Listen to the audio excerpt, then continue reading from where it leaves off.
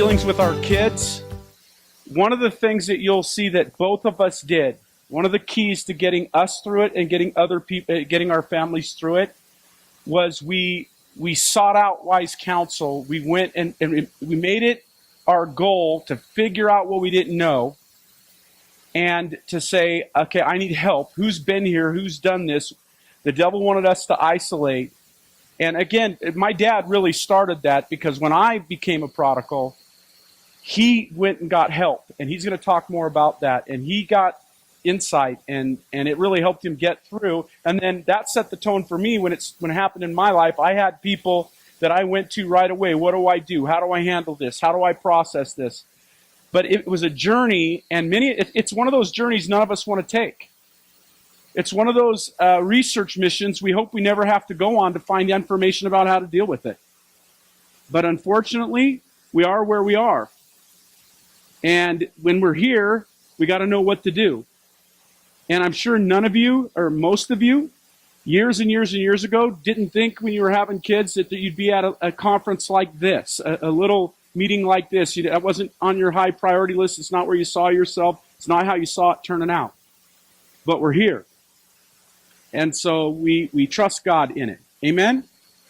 So we're gonna do this a little bit differently. We're gonna kind of go back and forth and work through some information tonight. At the end, we're gonna have an opportunity for questions and answers. And rather than have people stand and us try to figure out the mic, we're gonna collect them, and we're gonna answer as many as we can at the end. So we're gonna kind of reserve part of the end to answer some of the questions that are on those cards.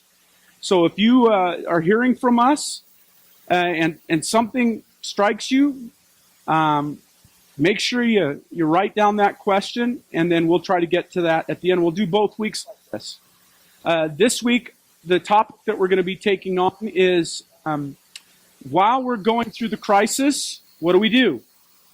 Next week, we're going to deal with while our kids are away, why they're gone. Crisis is hit. Now they're out into the world. What do we do now? And is there something we can do to pave the way for them to come back? So there's the immediate crisis, and then there's the what do we do to bring them back, or is there anything that we can do? So let's pray, and we'll get started. And Pop, why don't you pray for us? Sure. Father, I'm so grateful I can call you that. Back in the day, I felt so defeated that I didn't feel that I could be your son. And I didn't know how to be a dad to my 5 children. But I'm so grateful that you loved me and loved my children and loved these people, and that I can call you my Father. Lord, tonight, these people have come here more because they're hurt, or because they don't know what to do next, or they're scared to death, Lord, that something could take the life of one of those they love and they'd be lost. Would you help our time together, Lord, to be blessed by your Holy Spirit, so that what is said would be just what you want us to say. And Lord, would you your feeling and help them be able to listen? And we give this time to you. Thanks you. In Jesus' name, amen. So before we get started, let me just put some parameters around this. And you're going to hear this throughout the book that we wrote. You'll read through this, and you'll also hear it from us. There is no formula that you can follow that will make somebody else do what they should. Say it again. Yeah. When God created the world and gave free will, that changes things. Do you understand? And so we don't offer you a formula here, because you could do the right things and not get what you want out of the deal. Making sense to you? I've known parents that were the worst parents in the world and had the best kids. And I've known parents that were the Best parents that I couldn't even, and I know them well enough to know, and yet they had prodigal kids. And so certainly we all can learn and get better, and we've all made mistakes. But when I was going through this, and I'd written up my resignation to the elders here at this church, because I couldn't get control of what was going on at home, and I'd done everything I knew how to do. And this person came up to me in the foyer in the middle of a weekend. It was a rough weekend. I'd written my resignation. I was going to give it to the elders the next week. And this person came up to me and said, "Jim, I got a question for you." He said, "Hey, God's the best parent in the world, right? I mean, God's the perfect parent in the world. Or we say he is. We think he is. What did he do wrong?" He said, "The greatest father in history lost his two kids in the Garden of Eden. What did he do wrong?" And I went, because I was taking on not just my part, but my son's part, all of it. I was ashamed. I was defeated. I felt like a failure. Right? And the devil wants to drive us in the ground. He likes us to not take credit for what we should take credit for and take credit for what we shouldn't. And his goal is to drive us into the ground, to get us to quit, to get us to a hopeless place, to kill relationship. And so I want to say to you right now, when we're talking about this subject, I think there's a lot of shame and doubt and anger that comes with this. The most angry at God I've ever been was over this issue.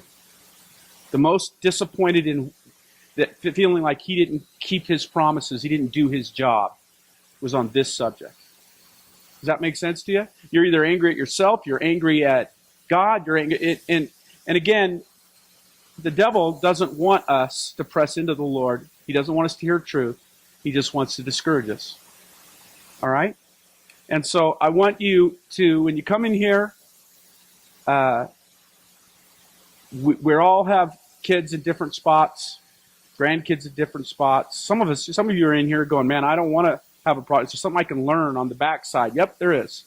There's a whole chapter, a series of chapters on that preventative side. And you can learn a lot. But I'm just hoping that you come in here, you look me in the eye, I'm going to look you in the eye. I'm no worse or better than I was when my son was a prodigal. You understand what I'm saying? I'm not a success now, and I wasn't a failure then. Although I'm a success and a failure in both cases. I've made mistakes and I've done things right. But ultimately, each kid has to make a decision. Make sense to you? So the question is, what can we do? Is there some part we can play? Here's what I want to do. This whole book was premised off of the prodigal son story. And let me read it to you, because I'm not going to assume everybody's heard it. This is in Luke chapter 15.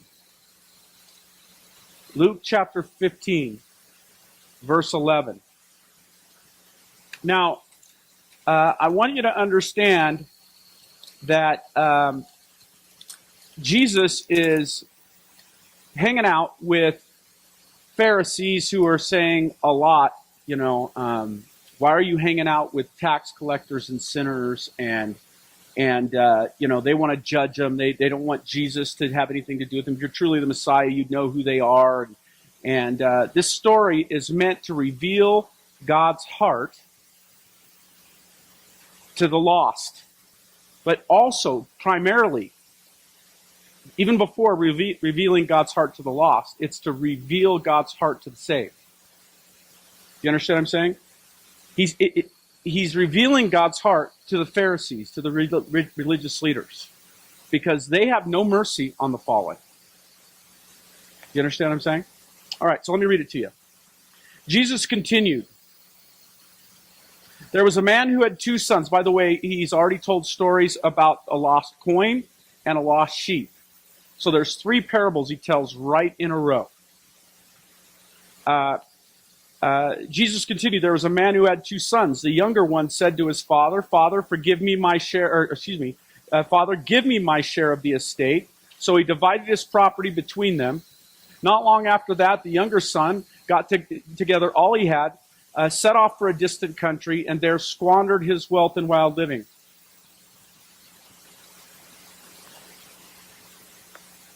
After he had spent everything, there was a severe famine in the whole country, and he began to be in need. So he went and hired himself out to a citizen of that country who sent him to the fields to feed pigs. He longed to fill his stomach with the pods that the pigs were eating, but no one gave him anything. When he came to his senses, he said, "How many of my father's hired men have good food to spare? And here I am starving to death. I will set out and go back to my father and say to him, 'Father, I have sinned against heaven and against you. I am no longer worthy to be called your son.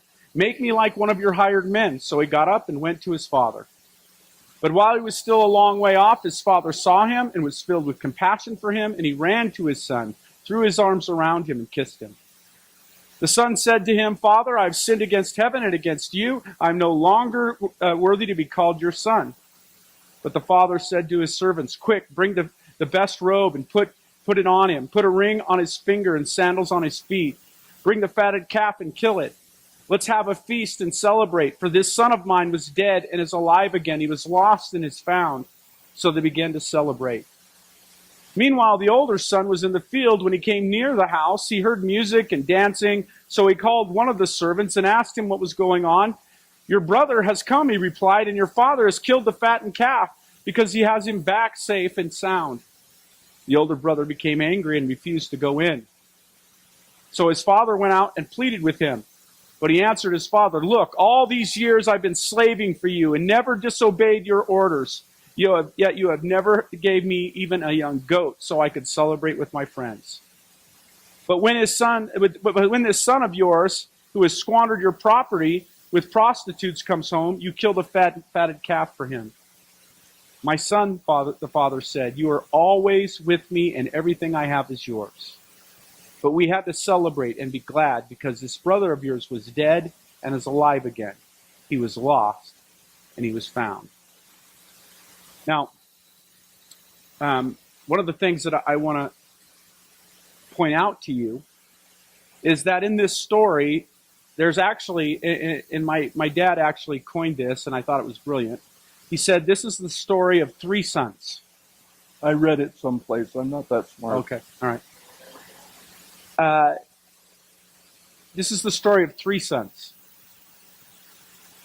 There is the son who strayed.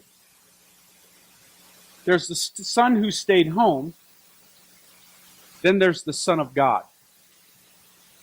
The Son of God came to tell the rest of the world how he felt about not the story of the prodigal son, but the story of the prodigal sons. This is the story of two prodigal sons, two different kinds of prodigals. I think one of the things that might be helpful for you is for you to hear our story a little bit, our personal story. So before we start diving into some principles, I want you to hear my dad's story. I want you to hear some of my story, and I want you to hear some of my son's story. So that you understand where we come from in all of this and how we ended up being pastors in churches.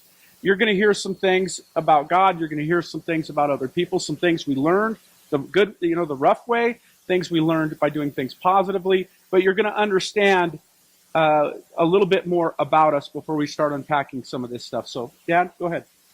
Well, I was born into a family where my dad was the fourth child of a woman who'd been adopted, and she had three daughters and then my dad. And she didn't like men, and she didn't like my dad. And my dad grew up, she kept him at home, dressed him in dresses until he was in the 5th grade, or should have been, and sent his sister, who was in the same grade, on to school, and she skipped a couple of grades. And so my dad grew up without any affirmation. My grandfather was afraid of my grandmother, and so was I. Never mind. And so my dad grew up into that, and he he struggled through his whole life with that self-image problem and the depression that was so deeply ingrained within him, doubting his value and uncertain of things. And he met that little black-eyed girl named Lois, and he fell in love with her, and she spent all her life putting him back together again. That's my dad. I really wasn't aware of him too much other than he was a school superintendent and I was a kid with his name. But when I was in the fourth grade, I sat next to my grandma and I accepted Jesus as my Savior. And I didn't know for sure what that meant. And then the next year, the youth minister molested me. And I thought my parents knew. It was in my uncle, who's a pastor's home. And so here I am. Where was God? Where was my dad? Where were those who should have protected me? And it scarred me so deeply that I was suicidal for the next number of years. And I managed to flunk out of college 3 times and destroy every relationship that somebody offered me. And I was sitting on a rock in Santa Cruz and watching everybody have fun, and I was planning to go up to the train and jump off in front of it. And I watched the waves come in, and I thought those have been coming in a long time. And I've never heard God's voice, but I knew somebody in my heart said to me, and God's been reaching out to you just like those waves coming in for a long time. I said, oh, I don't know if you're still there or if you're there, but if you are, I sure need help. That was the beginning of my life. I still didn't like the Father, either one of them, the heavenly or the earthly. I had no clue about how to have a healthy relationship. And God sent me a man named Chuck to love me anyway. And then God sent me Bobby. And as much as I tried to chase her away, she just kept showing me the love of God. And over the course of time, 2 years later, Jim was on the way, born on Friday the 13th.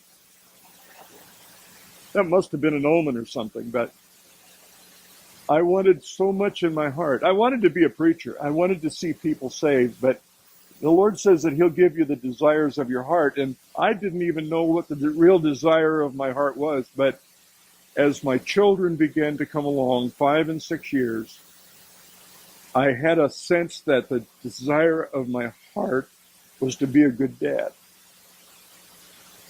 I had no clue. We struggled. We had things, I made so many bad decisions. And Bobby just kept on holding me together. And we had 5 kids. Jim was a crazy one. The daughter was raped. The daughter was pregnant. The 2 girls they were probably standing there with their mother to hold their dad up. And 16 years ago, I got to come here, and I've not preached very often, but I've had the privilege of trying to learn more about my father so that I could become like my father to my son and to offer to him and to my children what my dad didn't know how to give to me. Yeah, my dad is really, a cultural Christian. That's pretty much what his family was at the time. He's a first generation Christian, meaning a disciple of Jesus, a follower of Jesus, a serious follower of Jesus, rather than just a churchgoer. And he wasn't discipled. And I was thinking about this the other day. My dad and I were talking about a guy who's volunteer leading at a church in Spokane. And it just dawned on me again. I have little epiphanies along the way of all the blessings I've had with my dad. But he was talking about that, he's leading this church as a volunteer. The church has just exploded. And my dad said, why don't you be the pastor? And he said, because I will never be a pastor. My dad was a pastor. My family got beat up. My dad got beat up. It was a horrible experience. I will never be a pastor. And I had the same experiences, but back when I was having those kind of thoughts, my dad was there to walk me through and disciple me through that, to say it doesn't have to be that way.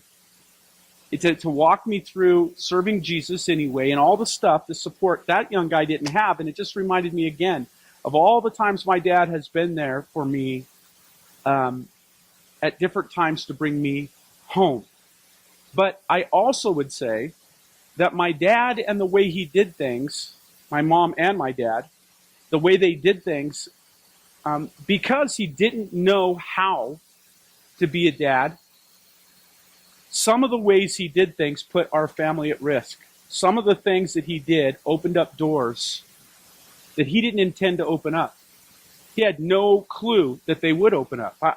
We lived in a parsonage next to the church. And my dad, when he was first in ministry, remember, he didn't really have anybody walk him through this difference between saying yes and no to God and saying yes and no to the church. You couldn't say no to the people, because that'd be saying no to God. And God's got to be first, even if it puts you, whoever you are, in front of my kids and family. That's my job. So I'm going to be a pastor. And if I'm playing catch in the backyard, somebody shows up, I got to go. If I'm having dinner with your kid, with my kids, and it's devotion time, somebody calls, got to go. My dad just didn't understand the boundaries. You understand? The church was, again, many of you probably know this by now, but I don't have a very good view of the traditional church, because I've seen it from the inside. I've set my life about this place being different because of what I experienced. My dad wasn't treated well. My dad wasn't paid well. My dad wasn't appreciated. Even though my dad was the most sincere person I knew, I felt like my dad was abused, and he just let it happen, which corroded my view of the church and my view of him. And so he didn't know this at the time. He was doing the best he could with what, I mean, if you were to compare him to his father, my dad's a superhero. But there were still big gaps in the game.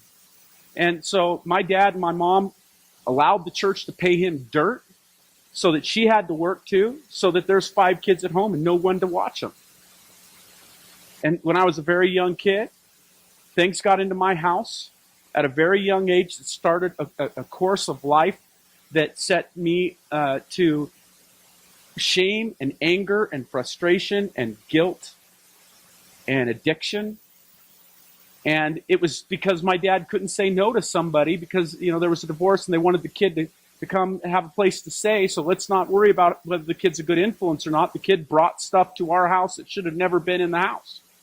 And it started a pattern at an early age. But my dad, his heart was always to help and to do the right thing. There wasn't a game playing in him and my mom.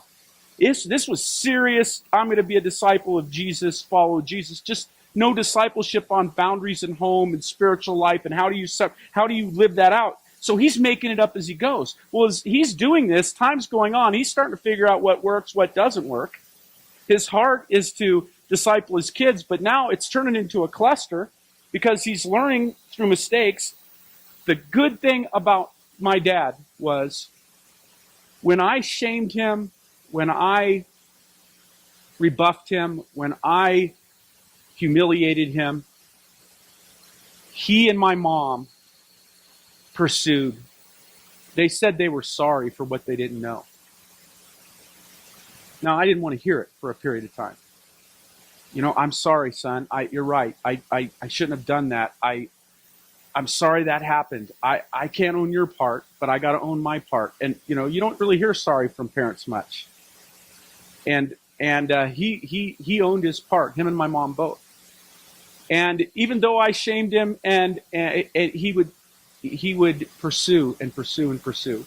Many of you know that this led to addiction problems and a loss of everything I'd worked for. Alcohol became a controlling factor in my life, and now I'm losing my scholarship, what I've done my whole life. And And I had a coach step in and give me a break and give me one more chance. And that led me to pursue my father again, the only one left who I hadn't burned the bridges with and who had no reason to allow me back into his life. He just pursued and forgave. He put boundaries. It wasn't like carte blanche. I want you, yes, son, come on back. No, it was, yes, son, I want you here, but here's the way that's got to work. But he gave me a pathway I didn't deserve. And so as I would come to the end of myself, he would reach out to me. He would send me books to read. If when I ran out of money because I drank it all away, he'd say, I'll give you money, but you have to do this. If you don't do this, I give you no money.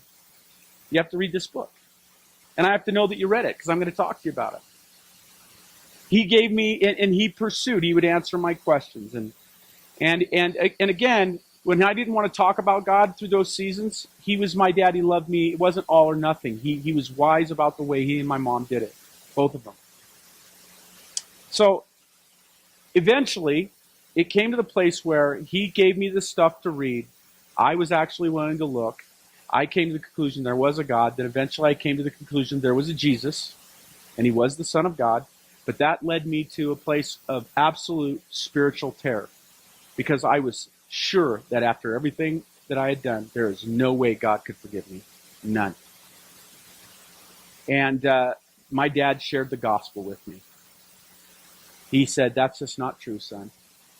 And he said, and I'll never forget, one of the moments of my life, I was staying in a trailer at the house because I was dangerous enough to the family, and you didn't know what you were going to get. So he put a trailer out in the front yard and said, "You can stay there. You can come in for dinner. You got to stay there." And he kept, when I was willing, we'd talk about God. And one time he kind of caught me. I was on my way to work. I was moving pipe as a irrigator. And he said, irritator? Yeah, irrigator. Yeah. Yeah. And he said, Jim, I know you believe in God now. You've said that. I know you believe in Jesus now. You've said that. When are you going to give your life to the Lord? And I said, there's just no way that God can forgive me. And I got emotional because this was, and the way I handled my emotions is I just walked away. I just left. Well, I came home that night, and on my bed was a Bible, and it was turned to Ephesians chapter 2,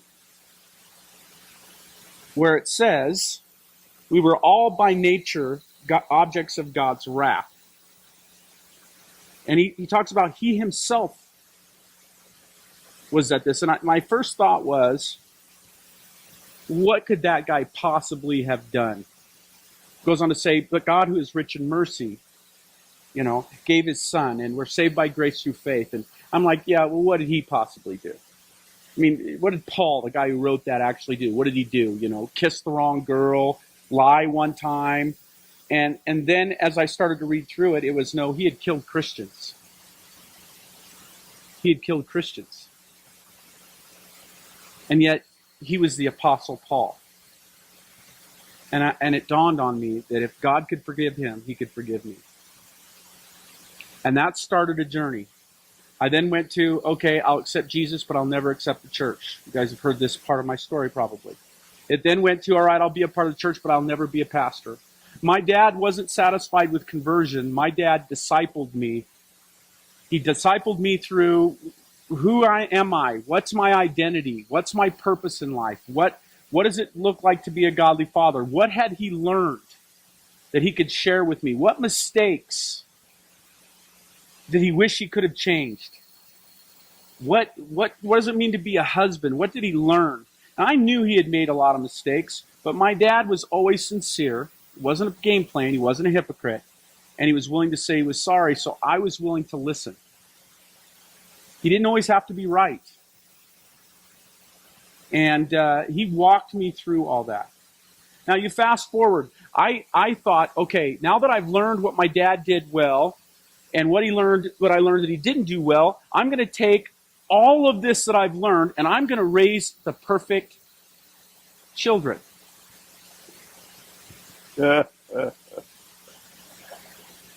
I'm going to have boundaries.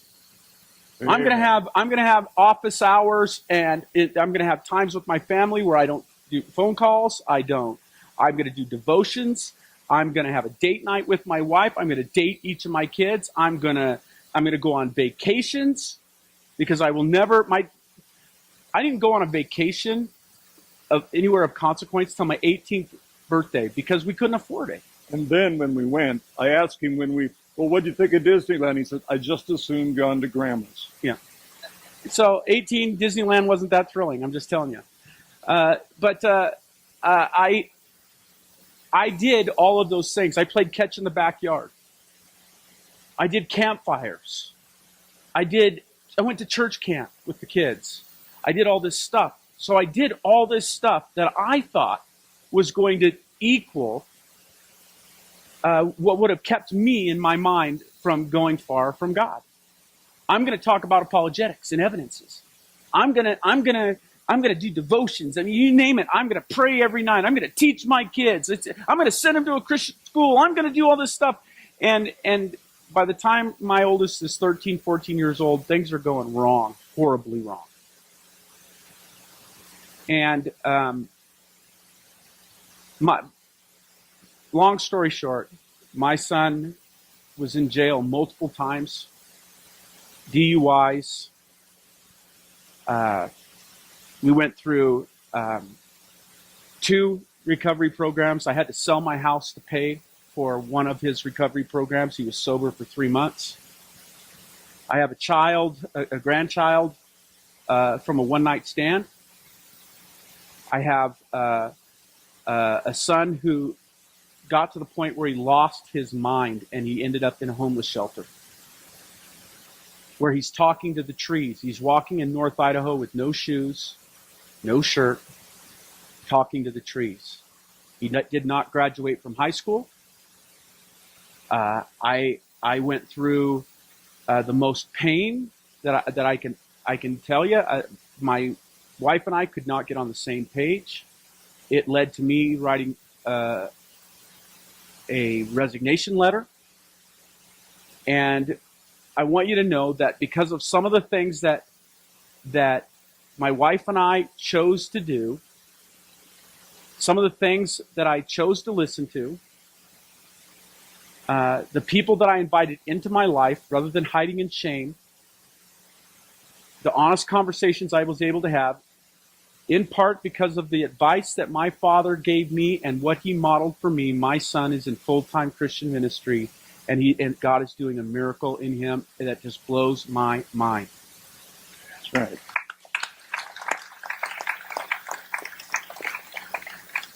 Now again, this doesn't, for some of you, you could follow these principles, and that doesn't mean that it's going to happen as quickly as you want or even at all.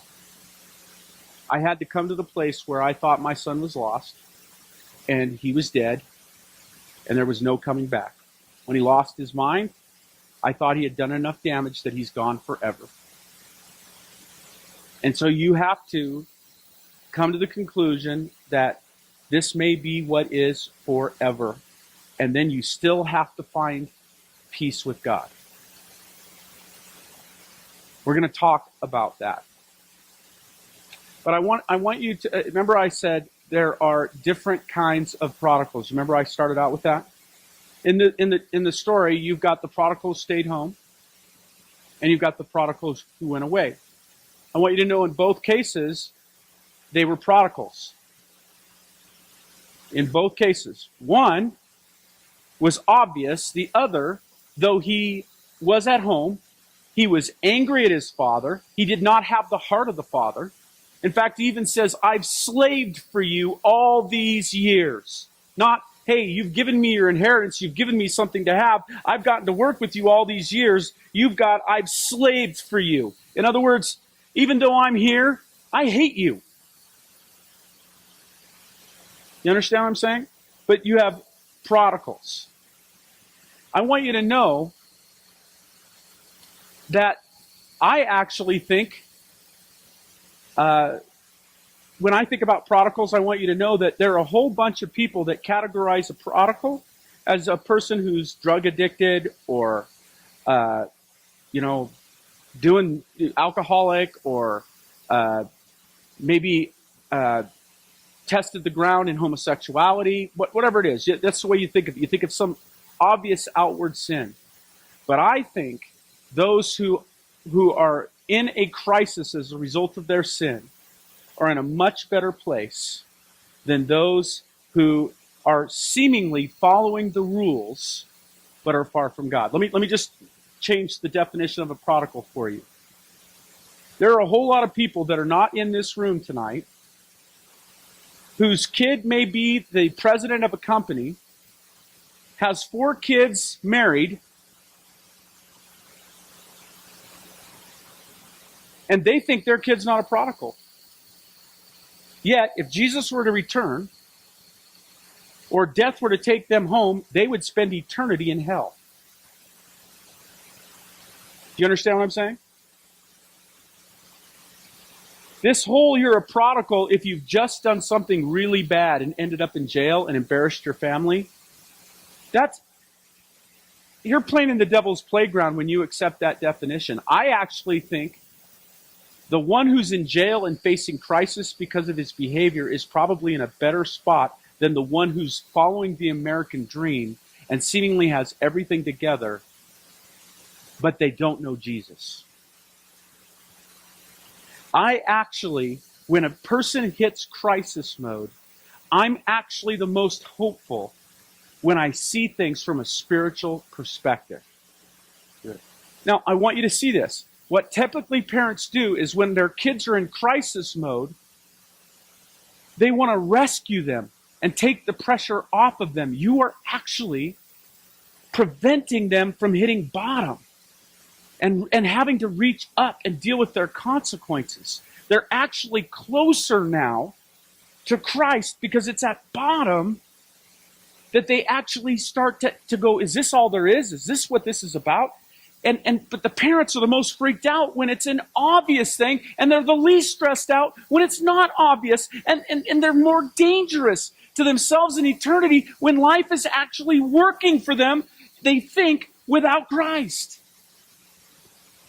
I want to change your definition. If I said this meeting tonight is for every parent whose kid's not a devoted follower of Jesus Christ, and parents decided to come, how many people would be in this room right now? You couldn't hold it. We couldn't hold it in that room over there. But there's a bunch of people who aren't here. Why aren't they here? Well, it's because it's not obvious. I mean, it's not so bad that it's completely out of control. And the problem is, they're not taking that as serious as you are when your kid's in crisis. And so I'm praising God that when your kid's in crisis, you're like, what do I do? We got to get on the spiritual ground. We got to see things from a spiritual perspective. Because when you don't see things as tragic as they are, you under deal with the problem. Do you understand what I'm saying?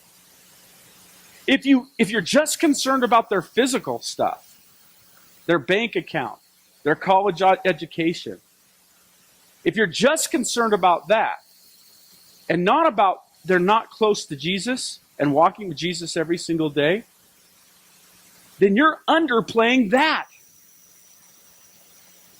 Why? Because you're not seeing things the way God sees things. And so let's make sure we understand what we mean when we're talking about the prodigal. Now, let me just share with you a couple of things. Let me tell you what happened in my life when the world started unraveling. When the kids are younger, I was dad. When I'd get home, they'd come running. Any of you had that happen? How many of you missed that? Yes, amen. They just come running.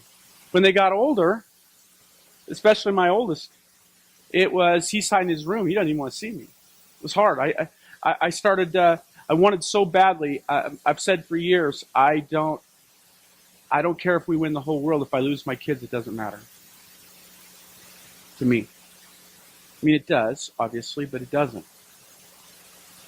And I knew that my son was slipping. I knew he was starting in drugs. I knew that he was on this path. I knew he was choosing wrong friends. I knew all those things. And so let me tell you what the first thing we started to do. We got together and we said, we got to come up with a formula. We didn't call it a formula. We got to come up with a plan that will nip this in the bud and turn my kid's heart. Problem was, me and my wife could not agree on the plan. Anybody else in here have differences in opinions on how to deal with the plan? We could not agree on the plan. So she started working on her formula. I started working on my formula.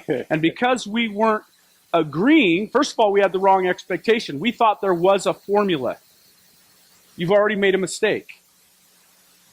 Because what happens is, as soon as you put together your formula and they don't respond the way that your formula says they should, you go, oh, wrong formula, I got to come up with a new formula.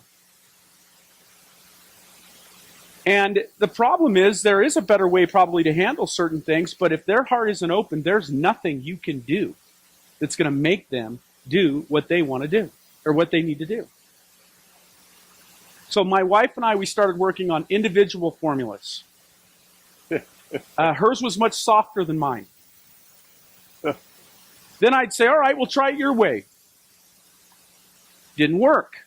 Then I'd say, see, it didn't work. She'd say, you didn't do your part right. And so it led to conflict between the two of us.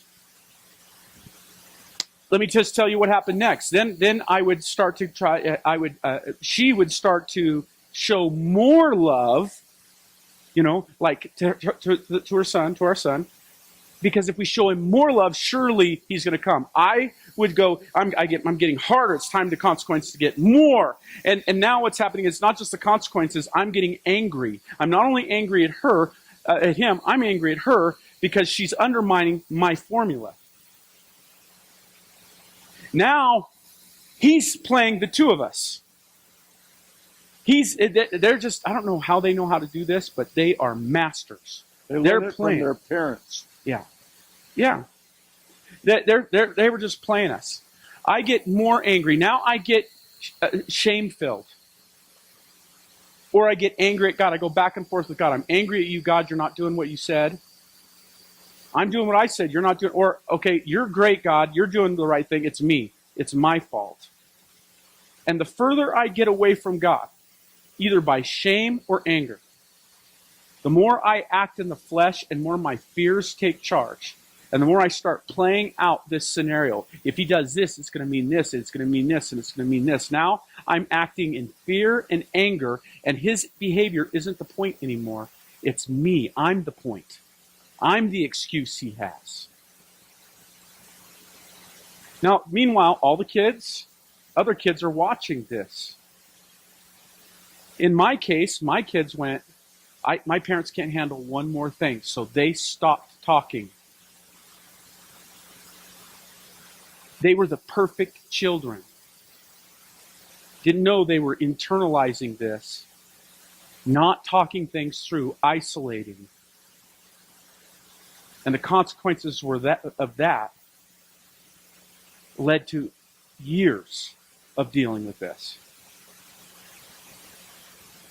And so let me just tell you, when you start down the path of formulas, which leads to shame or anger, formulas lead to shame or anger, because if I follow my formula and God doesn't do his part, if my kid doesn't do his part, then God didn't keep his promise, so I can't trust him. So then it's on me. I got to take care of it. I got to do it. That's a lot of pressure. I'm going to take care of it. As a man, I'm like, I'm the head of this household. Here's what we're going to do. Now my wife's like, oh, whoa, whoa. Anybody else have strong women? Okay. My wife's got her formula. And this is leading, so now this is leading to this. Now there's not a safe place for anybody. Making sense to you? And if you're not abiding, Jesus says, apart from me, you can do what? And now, because I'm angry at God or ashamed to go to God, I'm not going to God. I'm taking care of this in my own wisdom, in my own strength, in my own power. And that's separating me from everybody. Making sense? Now, at that point, because my father had been through this before, I went, I don't know what to do. And my father came in, and there's some things that he said to me, and at that point I'm like, I'll try. I'll do what you say. I don't know what to do. I'm out of formulas. I don't know what to do. And that's where my father started speaking into me things like God's part, your part, their part. What does God want you to do? You can't make, he's not going to take away their free will. What does God want you to do? And so, Dad, why don't you share some of the three, you said you've got three things there and that you've always shared with me. I want you to share. Well, first of all, I want to tell you, I don't know who your dad is, but I sure am impressed with him. Yeah. Whoa! How'd you like to have a dad like that? Woo! I need you to know that I can see good in you, but I seldom can see any good in me. Some of you can relate to that. It can't be God who's failed, because He created everything. It certainly wasn't my wife. These kids, they were so sweet when they were young, and look what I've done to them. And I had to learn a lesson that if you're going to fix a problem, you've got to start with the only one you can make choices for. Would you say that with me? You have to make decisions for, You got to say it right. Say it right. You said I don't even know. All I know is you said you have to make choices for the one you can make choices for. There it is. You have to make choices for the only one you can make choices for. Who is that? I tried to fix my wife. We came into this. She'd come from a home without a dad, a broken mother, and I don't know what she saw in me, but she always did like challenges. She's out with the Red Cross right now. And I tried to fix her. And when the kids started acting up, I had a way of making it mostly her fault. And I tried to fix us. And until I found, like Jeremiah or Joshua 24 says, as for me and my house, we will serve the Lord. It goes on to say, choose you this day whom you will serve. And I was trying to say that to my wife and my children before I could legitimately say, as for me, I will serve the Lord. Does that make sense? I have to start on me. What does God want from me? What does He see in me? I went to counseling. One time I went into my bedroom and stayed there for 2 weeks and wasn't going to come out till God killed me because I couldn't take anymore. And, in every crisis there needs to be an adult, and I have to admit it wasn't me. I live with a woman who I don't deserve. She's not perfect. I can list a lot of her faults. But that woman loves the Lord. And when I was doing these things, the one that was pushing me out the door to go do them, that was believing that God would be with me while I was trying to say the right thing, ask the right questions, most of those things came from my wife. I'm honored to say that, behind every successful man stands a surprised mother-in-law. No. You got to start on yourself. If I'm not a miracle, my message, no matter how true my doctrine is or how committed my work is, if I'm not a miracle, if my son doesn't begin to see changes in me, if he doesn't begin to see changes in us, as for me and my wife and I, and if you're a single parent here today, there's a song I love. The song goes something like this. It says, Jesus, please be the daddy in my home. And in fact, sometimes that's better than the bum you married. When Jesus is the one who helps you and encourages you and puts you back together, one of my most precious moments is when all hell was breaking loose. Everything was coming unwound. And I'm laying in the middle of my bed holding on to my wife, and we're just crying together. And we began to look to God to heal us so that they could see some miracle in us, and that would give them hope for their own failure. Did you get it? Where do you start? The only one you can change. I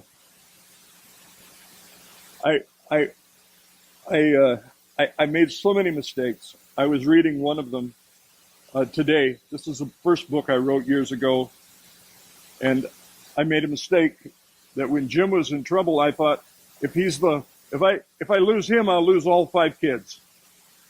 Man, I put all my energy into Jim. When a daughter was pregnant, I put all my energy into that one. When my another daughter was in trouble, I put all my energy into that one.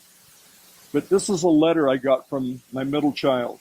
Dad, I know you're trying harder to be a better dad, but sometimes it's really difficult to understand I'm trying to be the best I can because I feel that if I make one more mistake, everything you've worked for will go down the drain. But I don't think that the girls and I can go through the rest of our years at home feeling like you don't trust us. I understand the church and the people are looking at what we do, but if we act like Christians when we go out, why does it matter how much supervision there was? I forgot.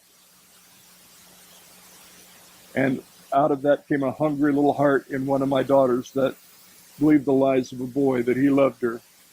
And since I wasn't meeting that need was offered. Do you hear me? Start on yourself.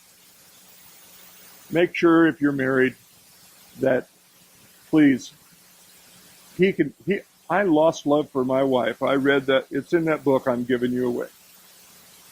And God, I remember when I rolled over and I was in love with my wife. That's never been the same since. One by one, my kids, when Jim left home, first, throw the bum out, wrote a contract. You can read that in that book also. One of the men here and his wife wrote that contract, Mike. And I want you to know, you start where you're at. You a single person? Single parent? Are you a prodigal? If you're running from God and you're not letting him be the one, you need to come to the place where you begin to get serious and let God seriously make a miracle out of you. You can. I know it. Can he fix a marriage, even one that's going through a divorce or where there's tragedy and there's heartache? Yes, he can. Most rebel children would create a divorce because the parents fight over what they're supposed to do. And out of that, not only does the kid lose his home, he loses his parents, and the parents lose the home, and the other kids lose it. If a miracle can happen to you and to you, one by one, God sent back my 5 children into my home and life. We have a great God. He can do that. I forgot I was supposed to say, Jim, pick it up and tell them what I was supposed to say, will you? I would say this. Notice first, bring yourself to the Lord. This question of, are you a prodigal? Are you a prodigal? That's a great question. I didn't ask if you were out partying or cheating on your wife or looking at porn. I didn't ask you, is Jesus first in your life? Are you walking with Jesus? The real problem for your kids isn't the drinking and the drug. Those are symptoms of the problem. The real problem is they're not walking with Jesus. Now, you might be freaked out about where they're going in their life. The symptoms of their problems are freaking you out. The drinking, the partying, whatever they're doing. The real solution is Jesus. Right. And if you're not pressing into Jesus for your stuff, it may not be as extreme. You may be more proper. But if you're not pressing into Jesus in your stuff, then they're going to, but they think you are because you call yourself a Christian, they're going to go, hey, Jesus doesn't work for you. Why would I think Jesus would work for me? That's right. So the real question is, where are you at in your walk with Jesus? That's the first thing you got to, and again, when me and my wife were not getting along, we were formula thinking, we were not on the same page. My dad, I used to say to my dad, I'd go, man, I don't know how much longer I can do this. I have no right to preach. I can't even get along with my wife. I don't, and I would be so frustrated, and he'd say, Jim, what does God want you to do personally? Well, she said, no, I didn't ask she. I asked you. What does God want you to do? Wasn't that irritating? Oh.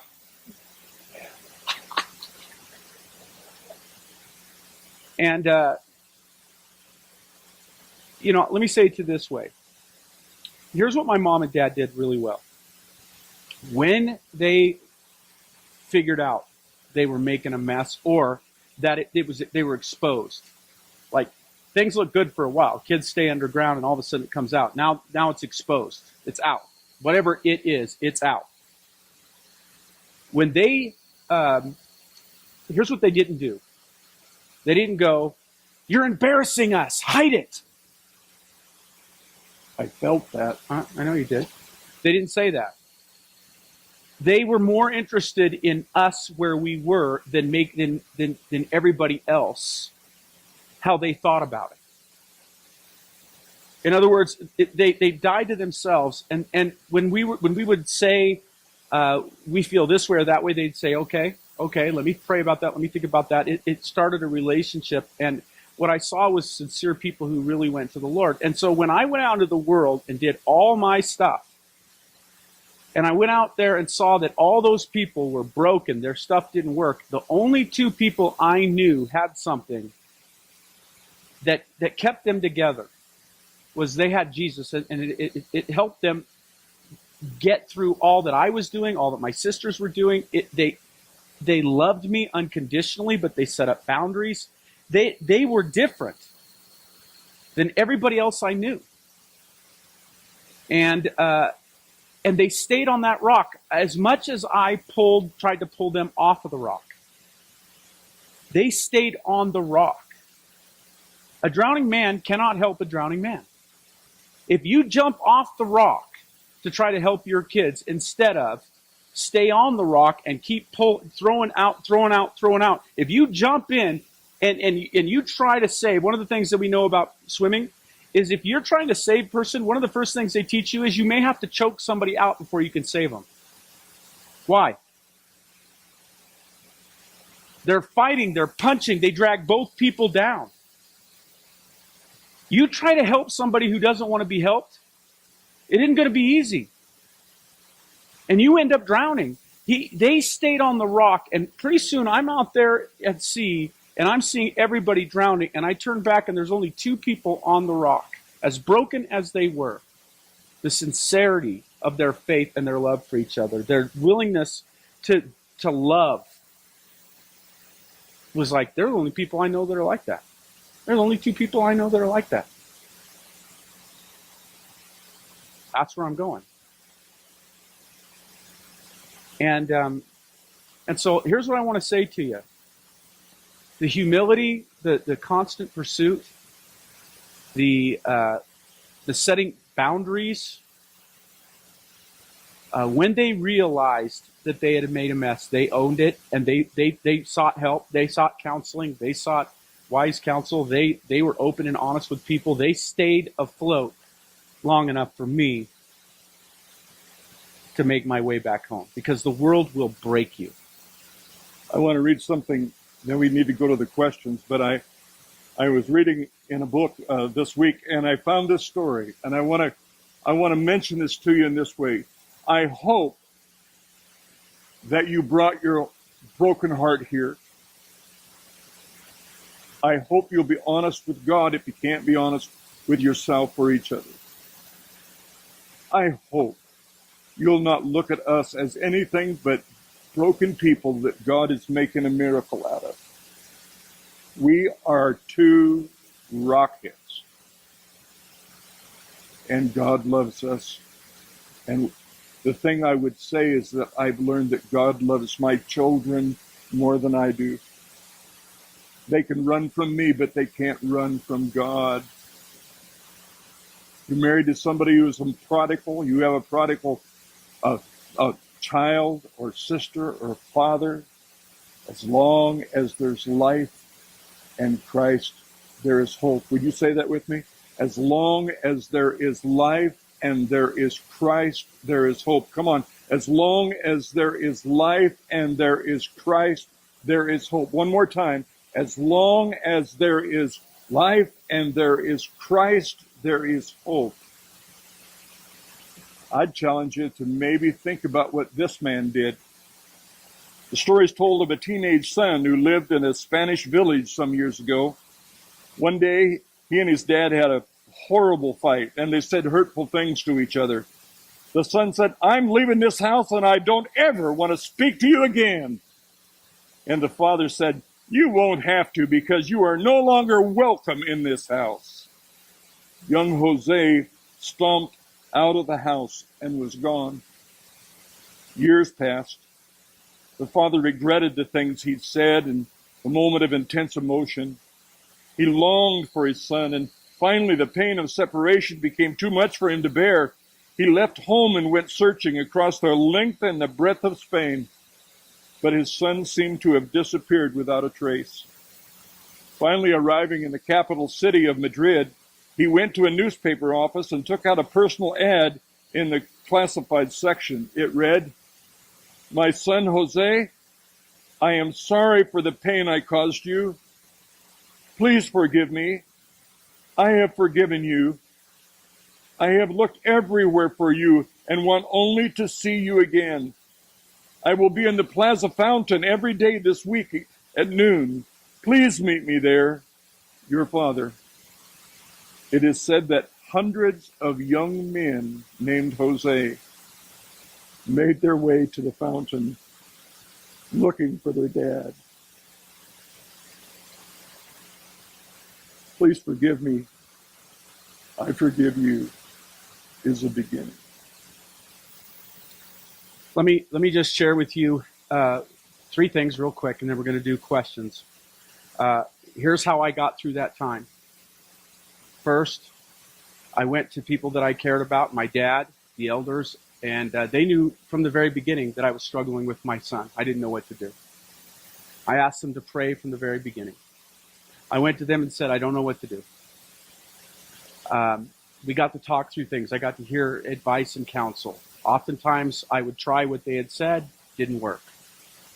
When it didn't work, they would say, "Right now, nothing may work except prayer. And you keep being the man you're called on to be." They said, "You need to get counseling. You and your wife need to get counseling. Being on the same page is essential to this." So my wife and I went to counseling. My counselor became one of my very, very close friends. And he helped us get a plan together and write expectations. I went to my church, and the elders who were also part of my wife's counsel, I went to our staff, and I was open and honest and asked them to pray. And so they prayed. And they were there as a support. Lori and I each had people that we could call when we did, that we both agreed that we could go talk to and spill the guts about anything that had to do with the other person, because they were safe people that would always point us back to Jesus and always point us back to what God called us to be and to do. And because I was able to have people walk through that with me, they didn't judge me. They supported me. Sometimes they would take on the weight. I couldn't preach. The fight was too tough. I just couldn't even preach. They'd step in and preach. They would love my kids. They would send messages to my son, say, I love you, praying for you. And part of the way they responded to me and how they helped me has influenced my son. My son is a part of the church because of how they treated him and how they treated me and his mom and my brother and his brothers. Doing this alone, isolated, I'll also tell you that it's the closest I've been to drinking in 30 years. I've been sober almost 30 years. And it was the closest I could call my guys and go, I'm this close to just being in so much pain. I want to escape. And they listened and they prayed and they supported. I'm where I'm at because of the family I have and the friendships I have. And that's what the church is supposed to be for each other. Not this hiding and pretending and acting like everything's okay and fine, fine, fine. You know, my wife would also say, because she doesn't always want to cry, she's particular about when she comes to church and somebody asks her a question that's going to make her cry, she would just give them the look, say, don't ask me right now. I don't want to talk about it right now. Call me later. I don't want to start crying. There were times where my wife felt like she was too embarrassed when my son, what he had done, would hit the newspaper. And she was too embarrassed. She thought everybody knew. People pursued her. Doing this together is what God calls his church to do. You understand? And doing it alone, not seeking wise counsel, being ashamed, that's all pride. I'll fix it myself. I don't need help. I'm weak if I ask for help. I'm ashamed because of this. All that's the devil's playground. Allowing people to speak into your life and to encourage you and you can be honest with is the only way you get through some of these things. And that's the testimony of my life. God uses people if you'll let them. The questions, they need to bring them up. All right, here's what I want. If you have a question, I want you to raise it, your hand. Jim Grubb's in the back there, and he's going to come by and pick it up. And Charles over here. And if you've got one, they'll bring it up. And I know some of you are going, bathroom. We only got like 20 minutes, but if you got to go, just go and come on back in.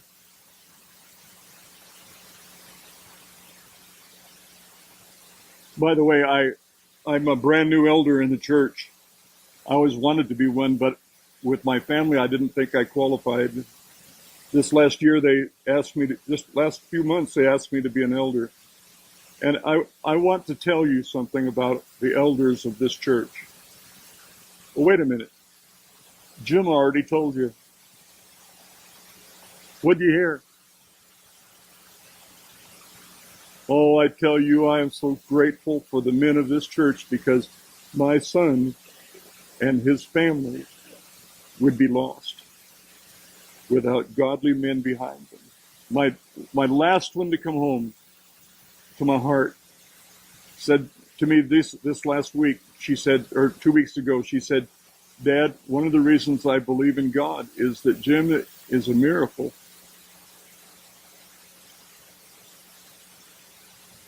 He couldn't change on his own. You like that? It'll be a miracle. Where's the things? You have some, Jim? No questions? No questions? Man. Oh, right there. No. The problem with a group this size is that if you're deaf like me, I don't even know what the question was. So can I encourage you to take these cards home and bring back some questions that we'll use at the last half of next session on next Wednesday night? That would be a way that you could contribute to our ability to try to be relevant to your questions. All right. So the question, this is a similar question to the one that Mike just asked. Let me just say it to you this way. When my oldest son, was in the last couple of years of high school, I refused to let him go to youth group. He wanted to go to youth group. But my 17-year-old son was a drug addict, drug dealer. And therefore, I was not willing to subject the other kids in this church or the other parents in this church to the influence that my son was bringing. He wasn't open to hearing. He wasn't even middle of the road. He was straight up gangster. What's that mean? I didn't hear it. Gangster. Oh, gangster. Yeah. Pardon me. And he was an influence to other kids. And I had to say, no, I will not risk everybody else's kid for my kid. I won't put the youth sponsors through all of that. And so there may be a time where you say, hey, you're not going to have access to this. You're not going to go and make a mess of youth group for all these kids that actually want to hear about God. And so having your kid be in youth group isn't always, in every situation, the right answer. Sometimes you do have a kid who is afraid of crowds. I have a middle son who crowds absolutely freak him out. So I've always said, hey, let's do this different. Let's get in a small group. That's why I have small groups. Let's have you be, and you can choose a small group to be in that meets at a different time with other leaders. It's understanding that your kid may be different in a different season in life. If your kid just doesn't want to go, and he's in your house, he's not really going to be a poor influence. He doesn't have friends. He doesn't even want to make friends. There may be a time to go, you know what? No, you're going. You're in our house and you're going. My dad, this is a true story. He tried to make me go to youth group once. And the youth minister got in my face and I picked him up over my head and slammed him into the roof of his car. He was about 250 pounds. And I was a 2-time state champion in wrestling as a junior in high school. And I was not paying attention. And I was being a problem. And he decided he was going to play tough man with me. And at 17 years old, that was a bad move for where I was at. And so he ended up a very hurt youth minister. And so... still loves him. Yeah. So what my dad said is, okay, you're going to church. You're not going to youth group anymore. And if you're going to eat food and you want to do this stuff, there are parameters that you're going to have to play a part in. And so I went to church. And I know that there are a lot of people say if I force them to go to church and it's not their choice, they'll hate it. I hated every minute of it.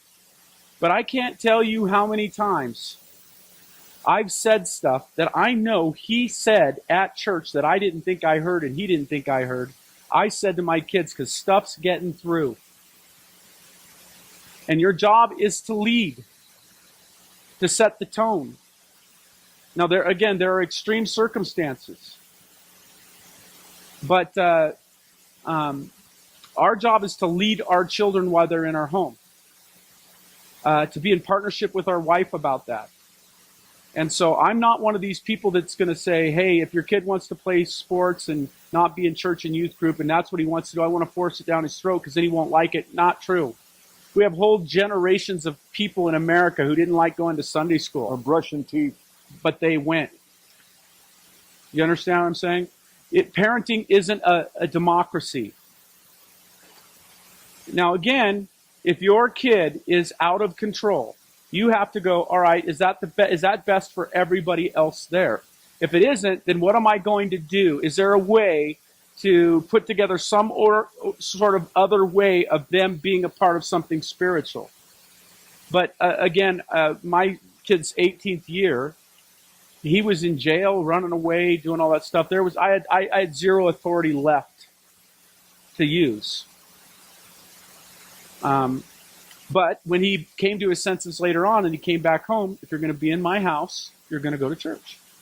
This is how it is. You're going to eat my food. You want to drive my car.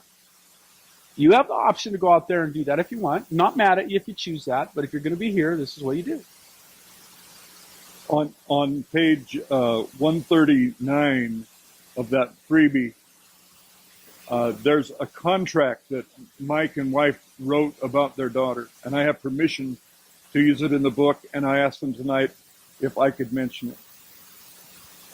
I wrote a contract with Jim, and in order to be in our home, I went down and made 50 copies, because about 50 times he forgot what he'd signed.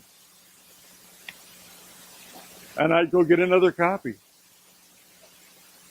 There has to be an adult in the family, and it's got to be you. Yeah, if you set the parameters in your home and they decide to run, okay.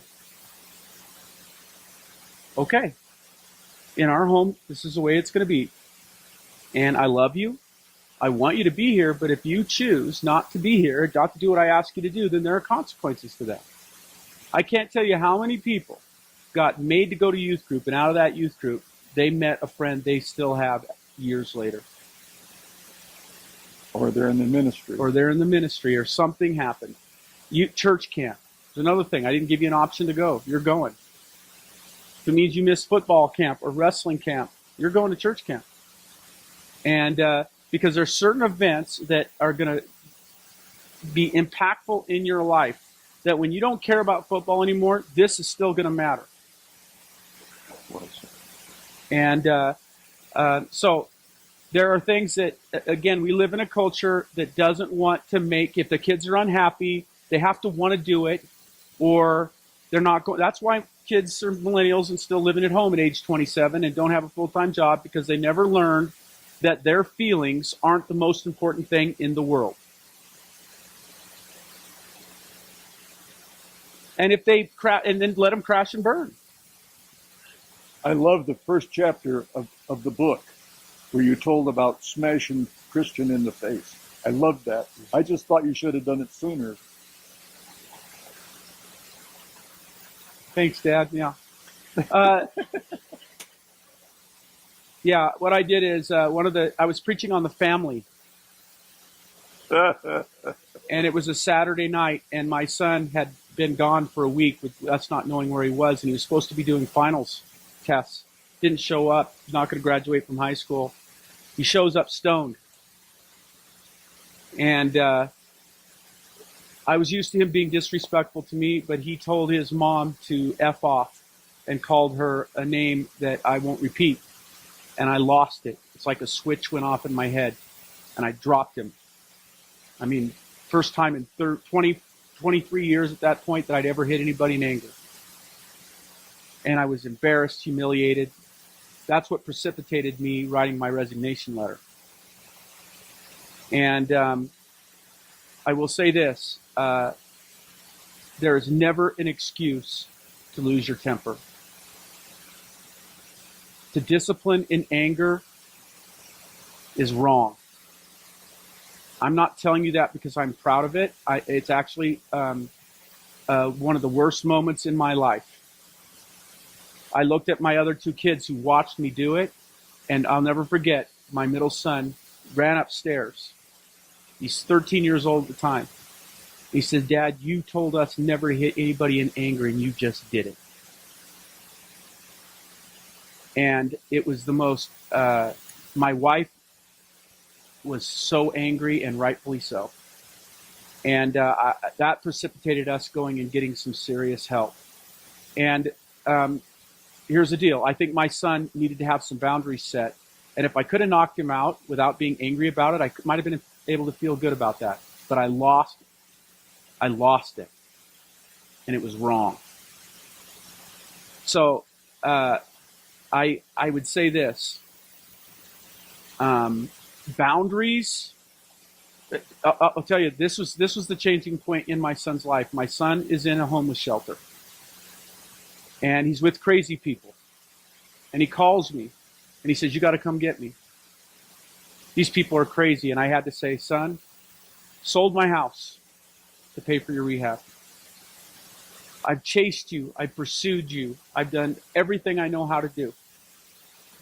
You're there because you put yourself there. You better get used to talking to crazy people, because that's where you're going to be living under a bridge the rest of your life unless something changes."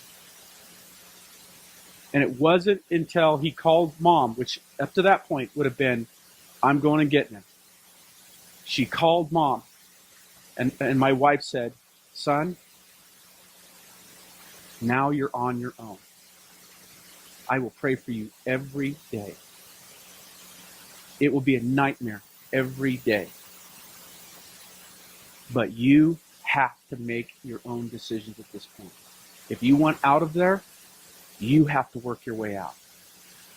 And it was at that point that my son finally understood, I've gone so far, not even my mom will save me. And when Lori and I got on the same page, it was the beginning of the end of addiction. That's great. You understand? And so I want you to know that in this book, there's a lot of honesty here about what it took and the mistakes we made. But I will tell you this.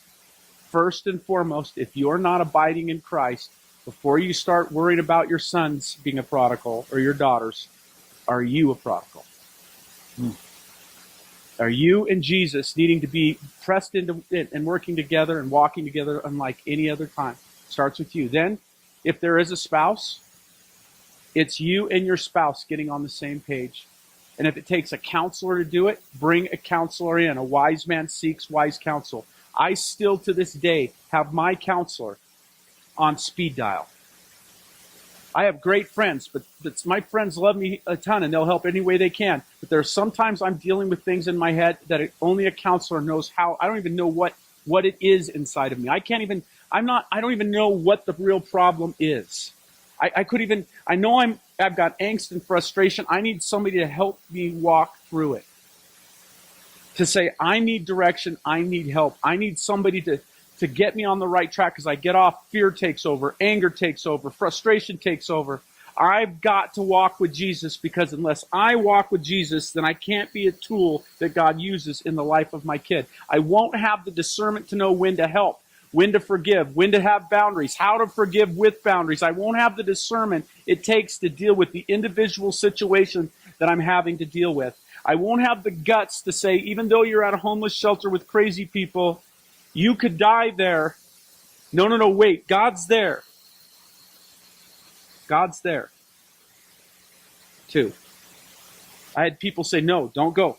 Don't go. Let him stay. I had people speaking truth into my life because my fear takes over. Papa Bear takes over.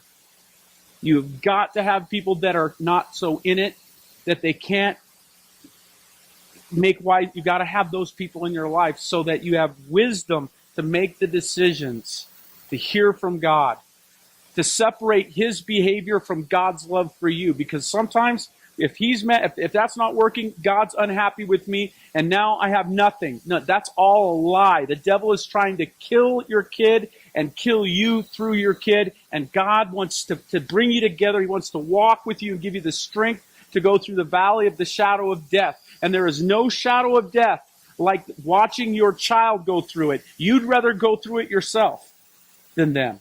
But you can't do it for them. You've got to walk with Jesus and go through your valley, and you have to trust him to go through it with them, even if it means bring them to the very bottom. Is this making sense to you? All right. We're trying to deal with an individual situation. Each of your kids are different situations in a mass group, and it's not very easy to do. Each of you is dealing with something different, and you need to know there are others that are dealing with it, have dealt with it. You're not alone. You're not terrible because your kid's far from God. All of us made mistakes. There's only one perfect father, and he lost his kids. And he spent eternity. He spent all these years pursuing them. So, it isn't over yet. I love what my dad said. There's a lot here for you to go and study. Next week, we're going to talk about what does it look like? What does it look like? What are you doing while you're waiting?